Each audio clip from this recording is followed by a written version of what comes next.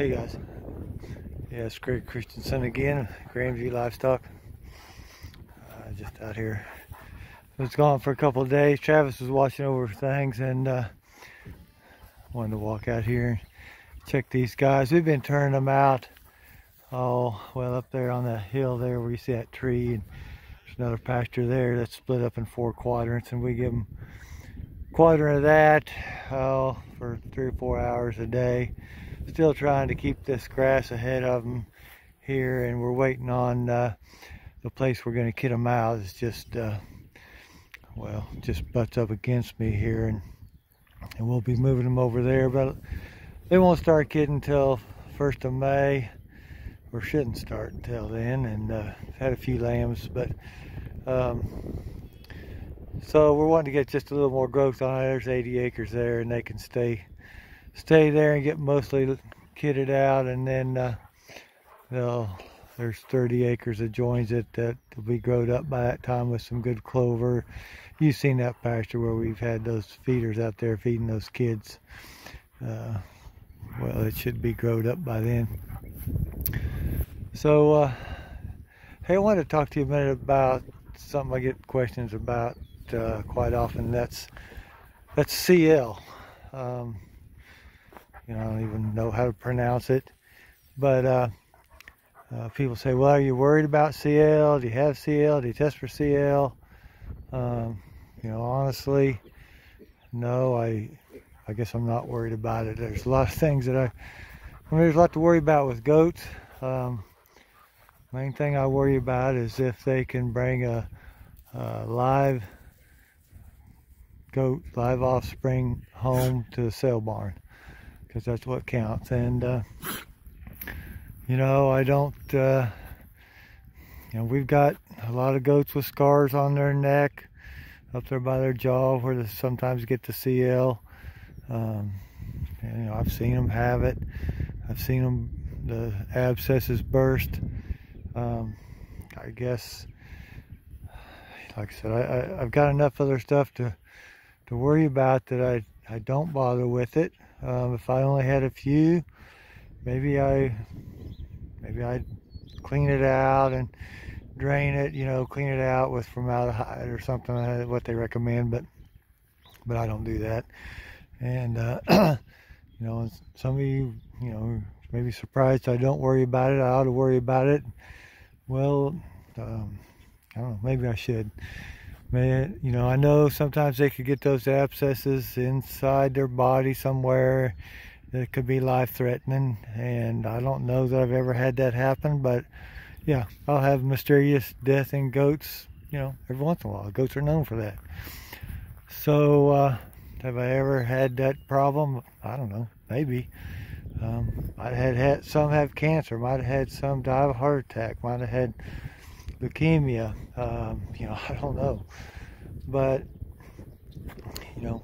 it just doesn't bother me on a commercial standpoint. If I was raising show goats, people don't want to see a big scar there. If I was milking goats, probably I wouldn't want that. But if you've just got goats out on the pasture and you've bought some, and maybe you discovered 1 or 2 or something with abscesses, don't just scrap your whole herd. I mean, it's just hard enough to find good goats the way it is, and anything for sale right now. So I'd say just live with it for a while, see if it becomes a problem for you. I've had goats almost 20 years, and I've never got rid of one because it had a lump on its neck. People say, well, what do you cull for? Well, if I know that she's brought home a kid, she can stay. Now sometimes I don't know if they have. I can only tell by if their bag has been nursed. And if they come through there in July or sometime when we're castrating, and they don't have, any kind of a bag that's ever been nursed or anything, well, that's a good sign. You can get rid of those. I can't keep track of who's got a good kid and who's got a dink kid, because I don't know. I just won't be able to tell which one is which. I don't tag them. I don't. There's just no way to know when you start getting very many. I mean, if you've got a few and keep track of that, yeah, that's a good idea. But I don't. If they can bring home a kid, at least for the time being, I'm satisfied. You know, if I have to worm one so many times, I don't know if I've had to worm her once a year, or if it's the second time this year or third time this year. You know, unless just, you know, nature takes her out. Most of the time we find when it's real wormy, well, they're really not hardly worth anything at the sale barn anyways, and we'll worm it. But you know, if it's that thin, and yeah, they're just not going to bring much. But yeah, if you can do that, if you can keep track and you want to cull for some that you have to worm more often than others, that's a good idea. I can't see you doing it after you get, you know, a few hundred, but and,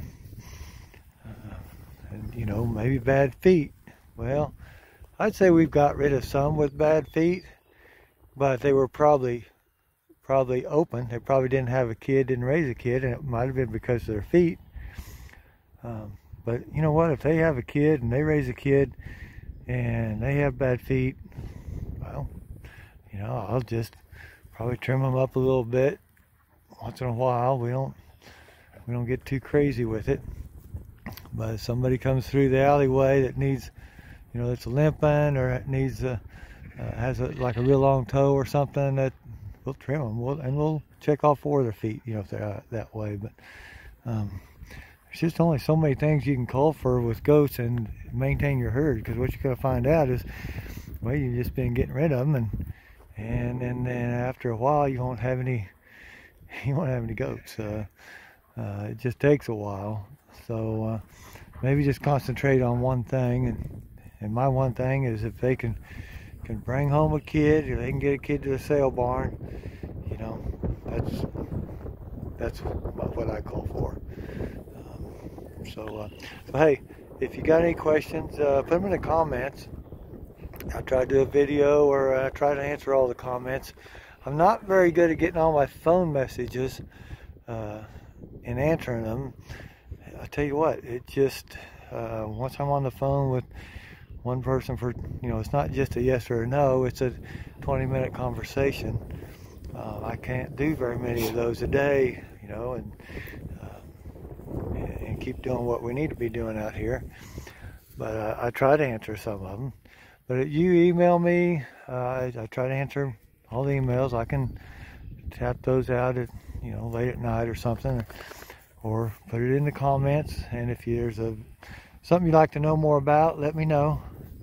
I appreciate it. So hey, y'all have a good day.